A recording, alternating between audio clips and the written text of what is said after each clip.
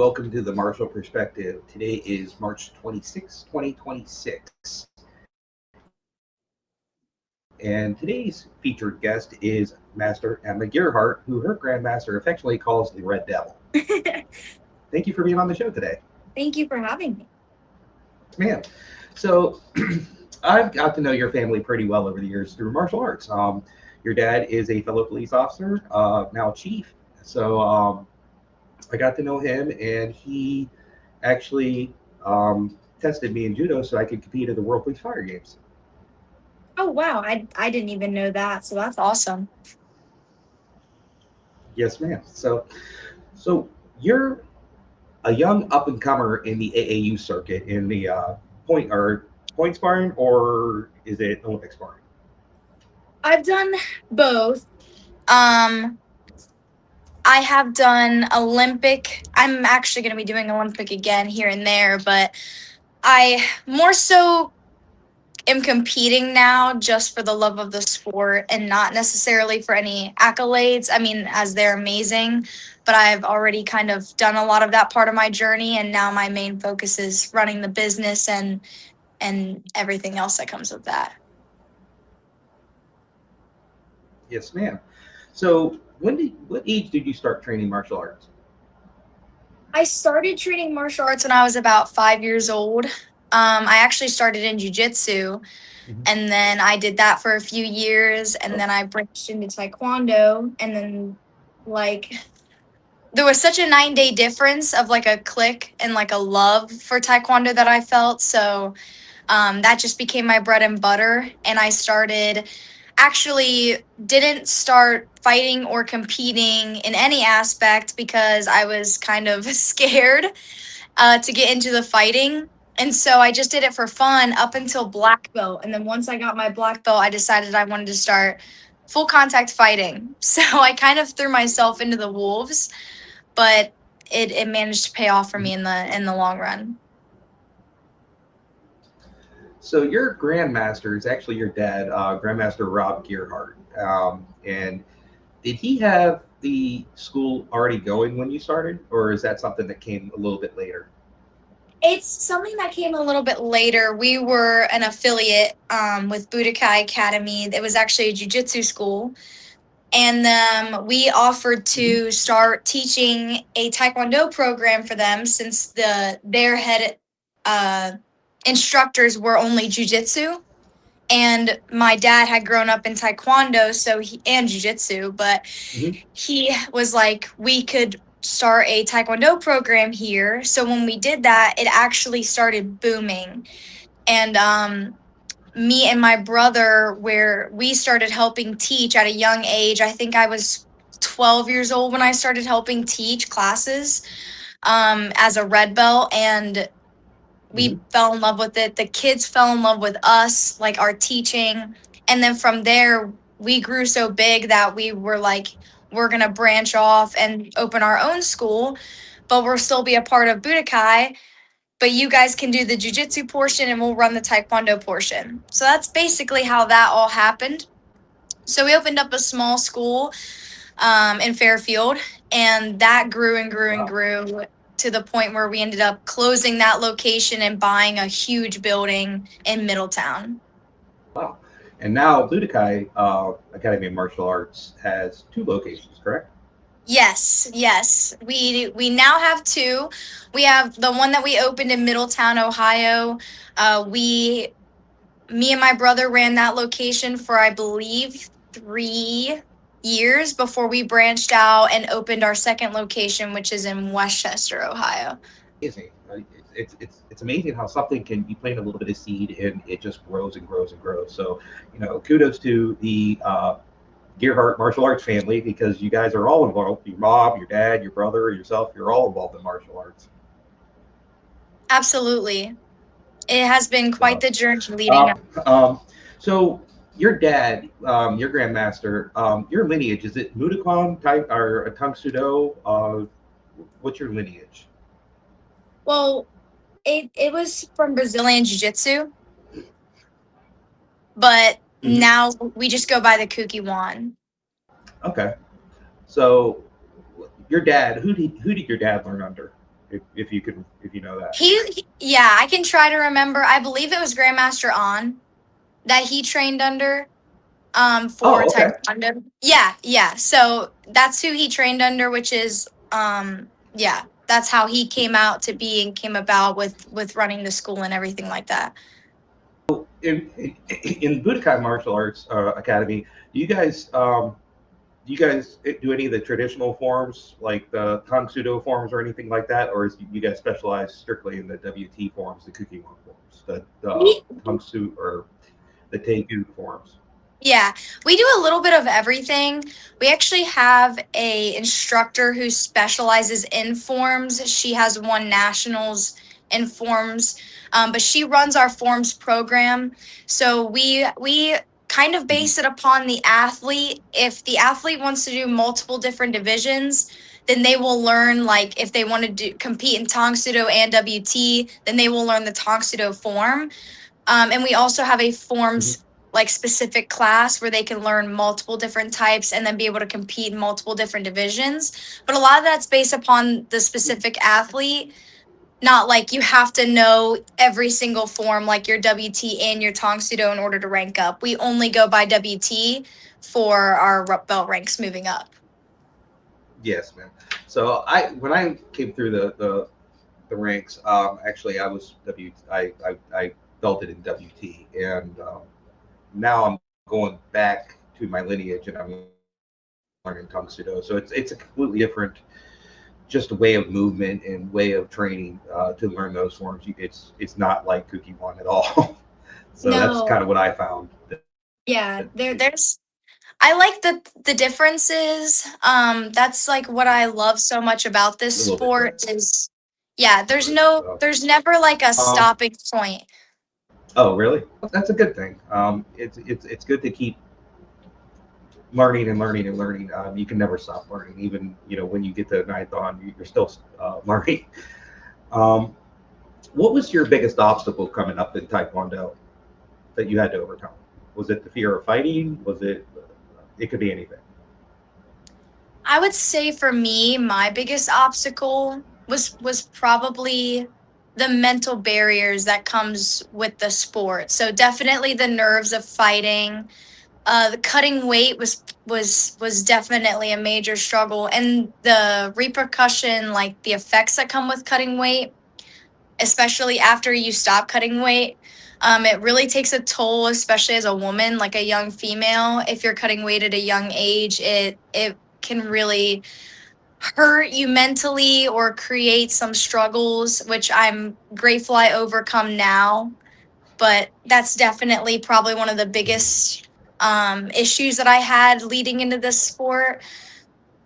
I would say also just knowing that you don't know who you're going to fight. You step into the ring and you might look up a video or you're watching them warm up, and that can be very intimidating, and it's how do I keep a strong mindset of not doubting my own abilities and necessarily not caring so deeply about the win, but and being able to lose with grace. I think those were some of the biggest challenges, and probably also not letting a hard loss really tear you down, because this sport has it's not just a sport for me. I have loved this sport my whole life, and anytime I had a hard loss, I think with all the training and how much passion that high level fighters in this sport have, when you have a hard loss like that, it can be really hard to come back from and to go back in and train again and do it over and over. That can be probably the biggest struggle. Interesting. What's the biggest change you've seen since you started training? You've been doing this for quite some time. You are a school owner, part school owner, and you teach, and you've been teaching for a long time. You teach a lot of kids, and you help put on one of the biggest, and best tournaments in Ohio that Thank I've you. seen. Thank And you. so, we'll talk about that coming up, your upcoming tournament. But what's the biggest change you've seen? Because I've seen some changes, and I've been doing this since 2014 ish. Um, The biggest changes I've seen in this sport is probably the fact that old school taekwondo was a lot more like, if I had to give an opinion on it, very, you hit hard, it's like a one hit type of thing, whereas now I feel like it's very fast paced. um and in terms of fighting, it's very, not necessarily how hard I'm hitting, it's how many times can I just tap tap tap, like hit you point gap, if that kind of makes sense. I don't think it's surrounded so much based upon like knocking out as much as it's like just getting in there and being Mhm. faster than everyone else. Not that you don't see that. I just think in old school you saw things like that more often. Right. I think they changed the rules to protect the athletes. I've watched. I That interviewed too. That too. Grandmaster Herb Perez, and he was in the '92 games, and I watched his fight. That Taekwondo isn't the Taekwondo I see today at all. Absolutely. Actually, I just Absolutely. watched Olympics, and a guy got knocked out, and the guy that got knocked out actually won the match because the other guy got eliminated for knocking the guy out. So I think they did a lot of that to protect the athletes. But you're right, it's changed so much, and it's I wouldn't say unrecognizable, but it's not the same. Yeah. That's a good question. That's a tough one. There's so many answers for it for me. I would have to say watching my athletes achieve wins and achieve goals and rank up. And when I'm standing up there and I'm awarding new belts as the master instructor, I was once them ranking up.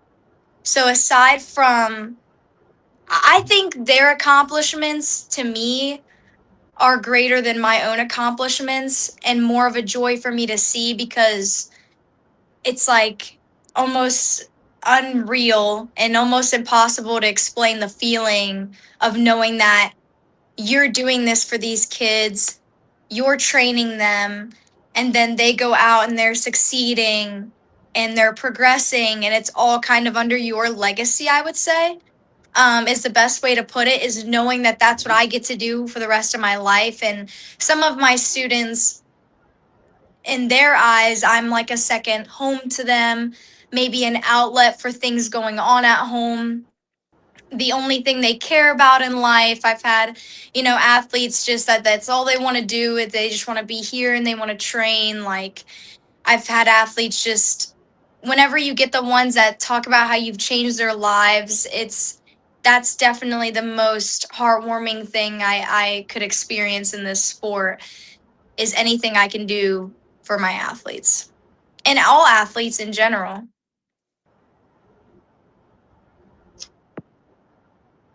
Well, you know what, and that just you just sparked a memory. I'm actually talking to the 2025 AAU Coach of the Year, correct? I was a finalist. I did Yes. not. Yeah, I was one of the finalists. So yes, Mhm. that was one of my most exciting achievements. Well, 2026 is young, and you're hard at work. I can tell already. Absolutely. I look forward to helping John So host the gala this year at Nationals. I did watch that video. I'll just go ahead and share that on the Marshall Perspective page. That was a very that was a big announcement, and I was very happy and proud to see that you're going to be part of that. It seems like a great event.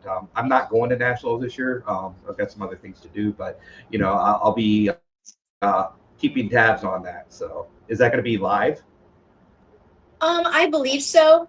I'm not 100% sure yet. It's still in, all of it's still kind of being discussed this early. But there'll be so many posts, and I believe they do go live for the award ceremony, but I know they've done a lot of changes and they're implementing a lot of new really good things within AAU, so I'm not entirely too sure. Mhm. Right. AAU is a great platform, and that's where I competed most in my martial arts career over the past 10 years, and it's grown. It's grown very exponentially. It's a great platform for people to explore martial arts, to learn martial art, and to compete in martial art. Since the regional chair, your Grandmaster Gerhardt, he's taken over chair. How much did that change your martial arts journey? Because I know it's an incredible amount of work just to be chair and then just host a tournament, because it's just for an all-day affair. It takes months and months and months of preparation. So how did that affect you?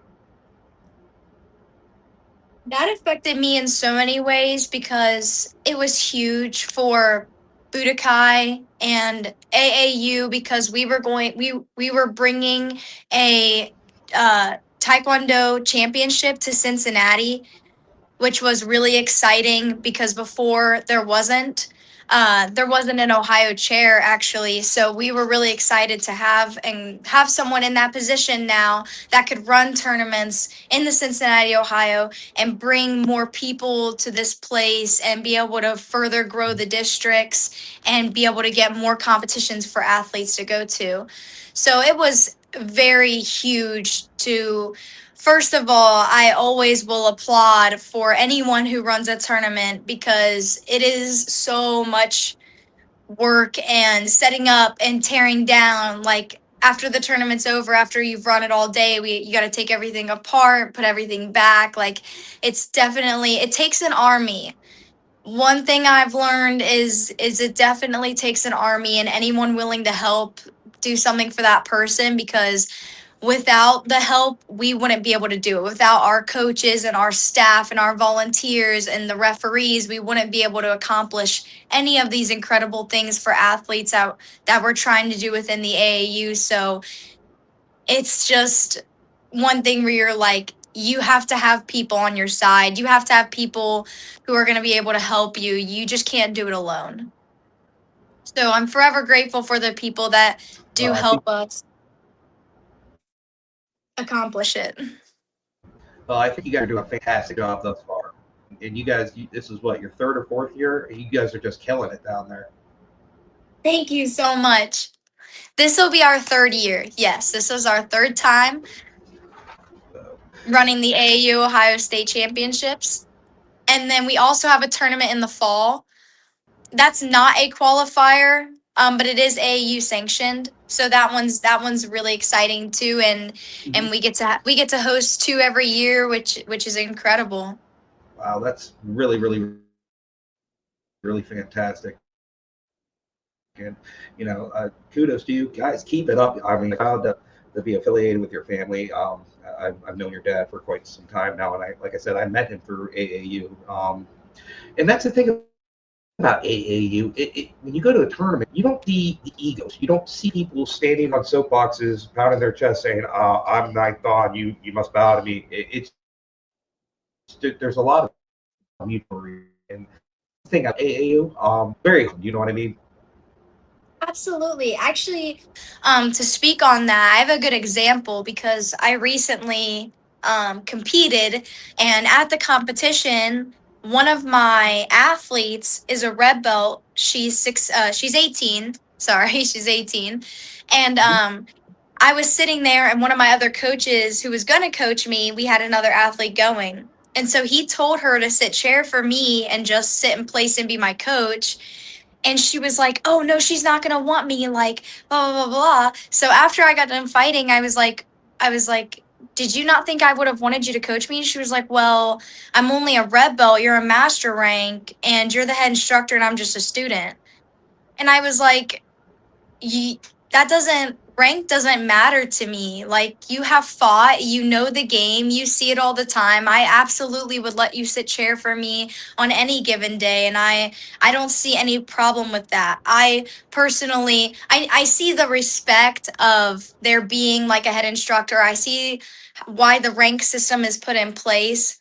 But for an athlete to like worry about that to that extent, I was like, please don't ever worry about that again, because I think that actually sends a great message if you're able to sit in my chair and coach me.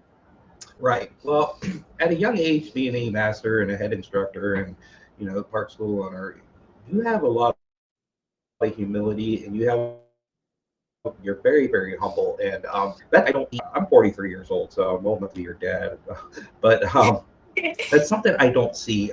In martial arts, you see a lot of egos and things like that, and you're focused, you're running around, you're doing your thing, and you look mean, but you're not.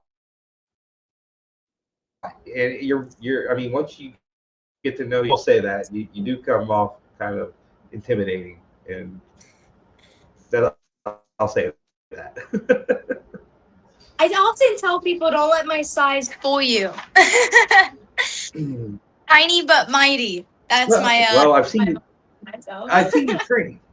I've seen you train. So I mean that's no joke. You train very very hard. I've seen your training videos on Facebook, and folks, this young lady, she puts all her effort and all her training into what she does, and like I said, I'm very honored to talk to her. Even like at 20 years old, she's accomplished a lot, and she's very very tough. Thank You you so probably much get for that from saying. your family, correct? I would say so, yes. What's the biggest lesson you've learned by training and teaching in Taekwondo? The biggest lesson I've learned is in terms of teaching is to put the athletes first. That not everybody's going to learn things the same or be coached in the same way. But Yeah, when it comes to teaching and instructing and coaching, some athletes handle things differently. And when it comes to doing that, you kind of have to learn how to talk to individual people differently. One athlete, I might be able to be like, hey, come on, like you need to fight harder. Like maybe I give a little bit of tough love versus another athlete might not be able to like respond to that in the same way, I guess is what I'm trying to say. So I think that's a hard lesson to learn is that not everything you teach or how you say it is going to be interpreted the same way by everybody. So sometimes it takes patience, it takes learning how that athlete responds to certain things, how to properly coach them. Because, for instance, my dad was definitely a tough coach. He wasn't, he was just, I mean, I'm sure that's also a father daughter thing, but he was just always like, you would think he would be yelling at you, but it was also just like, he's fired up. It's tough love. Like, he's trying to make you better, but there's times where I will coach people or I will see that and I will be like, see how people respond to things. And it's almost like, well, they would have never responded good to the way he coached, probably, or the way someone else coaches. Like learning how people respond to things differently is definitely a lesson that I've learned over the years, and just how people take things or handle things sometimes. Um, but with the competing aspect of that, I would say the hardest lesson would be that your success and your wins and losses don't define you. I think I always struggled so much I always held so tightly onto my losses, and I craved it and I chased it so badly until I realized one day that I didn't have anything to prove, that if I wasn't good at this, then I wouldn't be running a business or anything, but that I just needed to believe in myself instead of trying to please or impress everyone around me. I feel like that was a struggle. Was, well, if I stop fighting and I like focus on this, or I take a step back and I try this, then, then people aren't going to think I'm good anymore, or people will think this. So I definitely think that's a hard lesson to learn, is especially when you run a business, that everyone's going to have opinions. Some people are going to try to tell you how to do your job, or some people aren't going to understand why you do things a certain way. But you also have to trust in your ability and that you know what you're doing, and to never doubt yourself. Very, very wise words. So, when you see a student struggling, how do you handle that? What's the best course of action that you've seen being a head instructor? Well, a lot of times when I see an athlete struggling, as in, I'll give a couple different scenarios, but if an athlete is struggling with discipline issues, or I've had like, sometimes it just takes talking to the athlete. I've had quite a few like parents or Mhm. people tell me in the past, like, if so and so isn't listening, make them do push-ups, call them out. And well, my response to that is, I personally don't take embarrassment very well at all. That's like my one thing where I never like feeling embarrassed. Some people can handle that really well, or like be on the spot really good, but I'm not like that. So I Mhm. know that if someone called me out or made me do push ups in front of the whole class, I wouldn't be coming back. So it's one of those things where it's like, sometimes you have to understand what they're saying, but then also take in consideration that you were once their age, you once did those things. So especially with like little kids, like 4 to 6 year olds, I tend to see the discipline where the parents will be like, don't let them run around if they're doing that, don't be afraid. And I'll be like, well, they're listening really good in class, but they're also little kids, and little kids aren't going to stand perfectly still all the time, or they're not going to not sometimes, like, dance in line or whatever. And I feel like sometimes you have to understand that, be patient with that, and in turn you kind of also gain respect from them even at a young age. I've noticed just working with kids more, and not still being able to discipline them, but maybe just not embarrassing them. Maybe you just pull them off to the side. You do, like, do the push-ups with them, or you help them, or whatever that you need to do.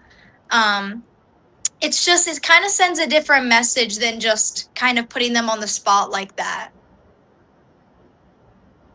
Interesting. Are you guys specific to AAU, or you go to other tournaments as well? We're not specific to AAU. We've done some USAT. I competed in the high school national championships, NCTA. I also competed internationally in Puerto Rico to represent the US. That was I believe that was USAT. I saw That that. was, yeah, that was Dado. So we've done a couple like that, but we're primarily AAU. A lot of the tournaments line up so closely together. So our athletes, we typically stick to AAU. Yeah. Okay. So let me talk to you about the scoring of the electronic scoring. You got Dado and you got KPMP. What's your opinion on both those systems? I know they're trying to improve them and things like that. I know there were some issues with I can't remember which one, but there were some scoring issues where if the shoe got close to the helmet, it would score it without even contacting. You know what I'm talking about? I've heard positives and negatives to both. Um, Personally, I don't have a super strong opinion on it, because I feel like it's changing a lot, and whether it's AAU or USAT, they're constantly trying to make adjustments for it. So it's hard to have like a set opinion on it, I think. Mhm. But In terms of Dado, I haven't worked with Dado too many times, but I have primarily heard that it's easier to score on, or that scores happen more often. But what I've noticed in KPMP, especially with the new rule of coaches not being able to challenge, there's a lot of Oh, I headshots didn't know that that. aren't there's yeah. So coaches are no longer allowed to challenge headshots on like headshots on well, I mean obviously there's other things, but that's like one of the Mhm. new ones is that coaches are not allowed to challenge headshots. And that's definitely brought a couple issues with I had an athlete like and I have a video too where they were just hitting the head and they're hitting with the top of it or the bottom and the scores just aren't going up. So I was told that the refs, if they see a headshot and it's pretty clear that they can stop and give the points for the athlete, the points didn't go up. But that's just what I noticed. Is I definitely think that's gonna create a little bit of issues for multiple headshots not getting scored if that continues to happen.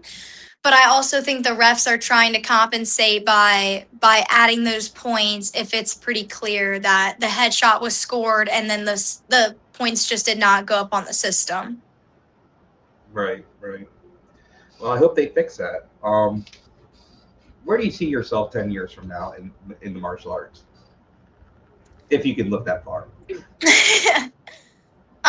10 years from now, be I hope to have more locations opened for Budokai.